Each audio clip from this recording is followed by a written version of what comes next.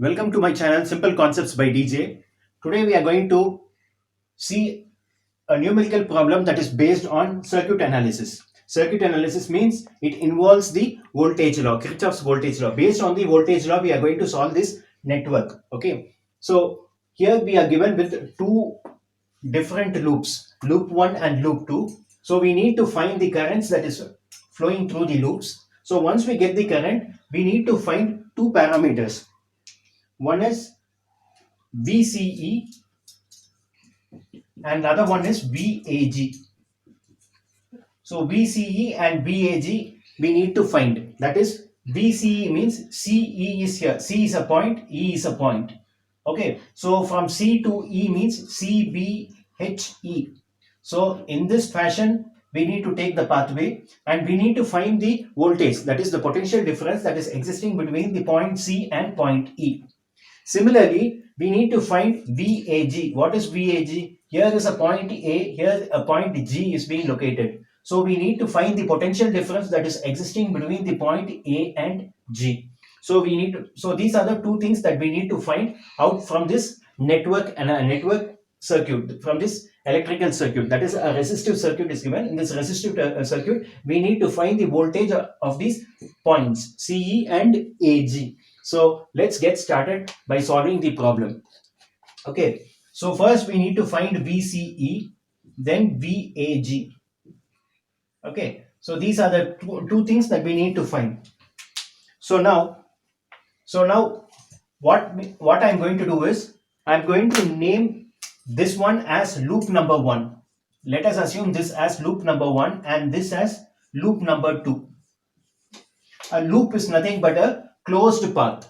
A closed path is called as a loop. So here it is a closed path. Similarly, here it is a closed path. So we have two closed paths. So I am naming this as loop 1 and loop 2. So we have two loops. So now I am going to solve loop number 1. Okay. So this is loop number 1. Loop number 1, I am going to solve using the voltage law. I am going to find the value, the magnitude of the current that is flowing in this loop. So now this is the battery. 20 volts is a battery. Here we have 6 ohm resistor, 5 ohm resistor and 9 ohm resistor.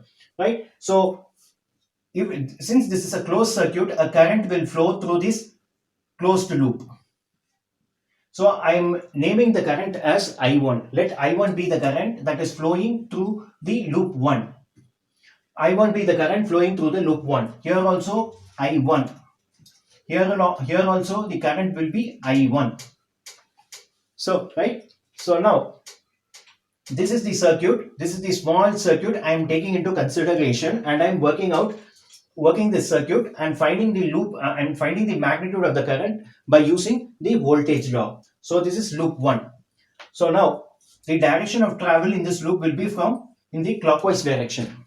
So I'm taking the direction of travel in the clockwise direction. So now the equation will be minus I1.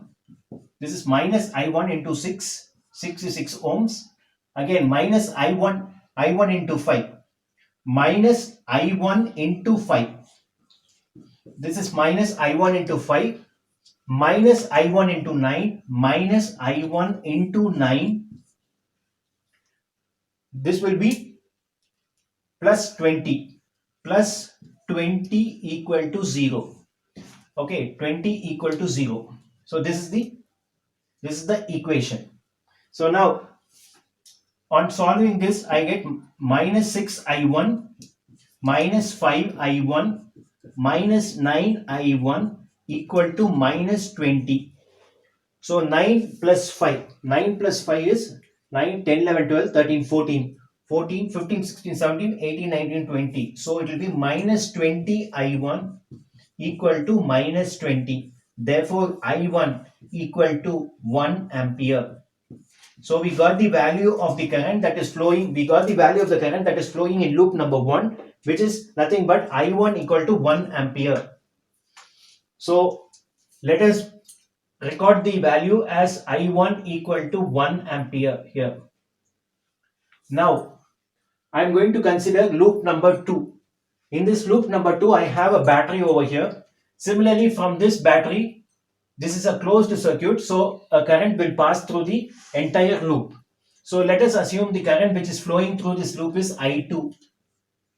Here I2 will go, I2.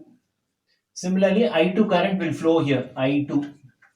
Similarly, I2 current will flow here, I2, and it will get into the negative terminal of the battery. That is, current I2 will enter into the negative terminal of the battery. So my direction of travel is in the clockwise direction. So I'm going to analyze loop number 2. Loop 2, considering loop 2. Considering loop 2. So if I go like this means, when my direction of travel is in the clockwise direction, I encounter a current in the opposite direction. So when I encounter current in the opposite direction, I need to add a plus sign. So it will be I2 into 7. Here again I2 into 5 plus I2 into 5 plus I2 into 8 plus I2 into 8 minus 40 equal to 0.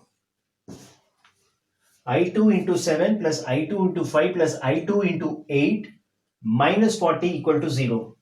So I'll be getting 7I2 plus 5I2 plus 8I2 equal to 40. So 7 plus 5, 7, 8, 9, 10, 11, 12. 12 plus 8, 12 plus 8 is 20I2. 20I2 equal to 40, which implies I2 is equal to 40 divided by 20. 40 divided by 20, which is equal to 2 ampere. I2 equal to 2 ampere. So I got the value as I2 is equal to 2 amperes.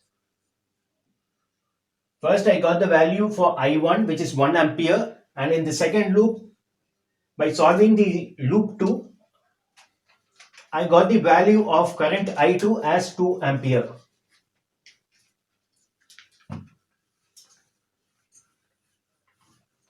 Now I need to find VCE. So what is VCE? VCE. See, the C is here, the point C is here, and the point E is here. So VCE means from C to B, B to H, H to E. This is the path. So they have given from VCE. Instead of taking from C to E, I'll consider my observation from E to C. I'll go in the reverse direction. Instead of going in this direction as given in the question, that is from C to B, B to H and H to E, I consider in the reverse direction, such as E to H, H to B and B to C. So if I do like this means VCE will be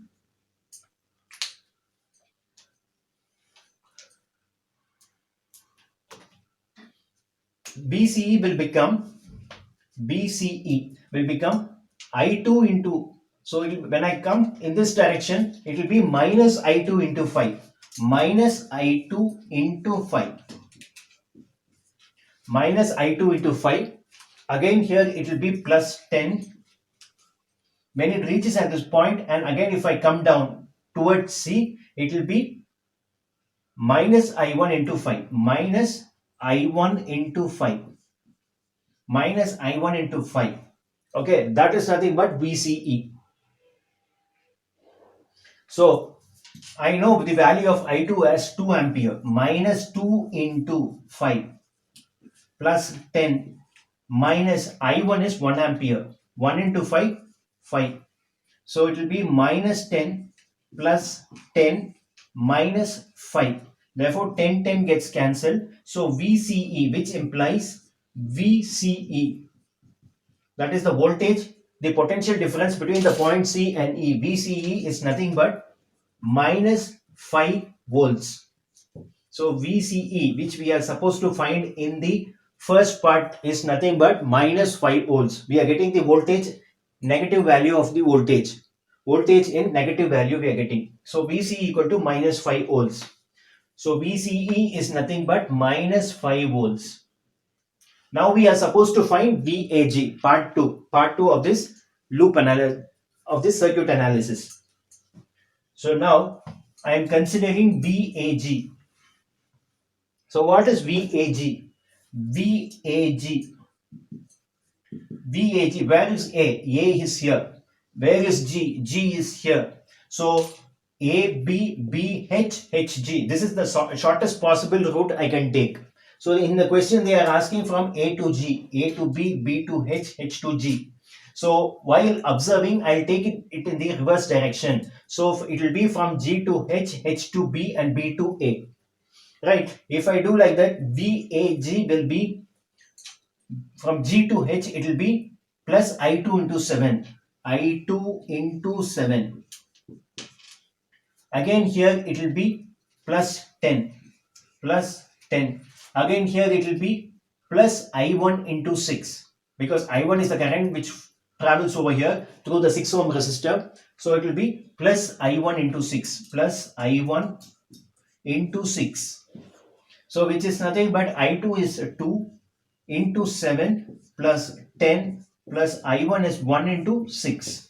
So it will be 2 sevens are 14 plus 10 plus 6, which is 14 plus 10. 14 plus 10 is 4 to 24.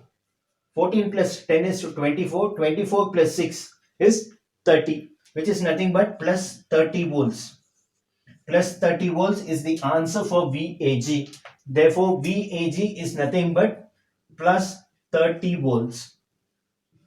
Okay, so the potential difference between the point A and G is nothing but plus 30 volts. So we have found what is VCE and we have found what is VAG. That's it. So this is the entire problem. So we have come to the end of this session. Thanks for watching. Please subscribe.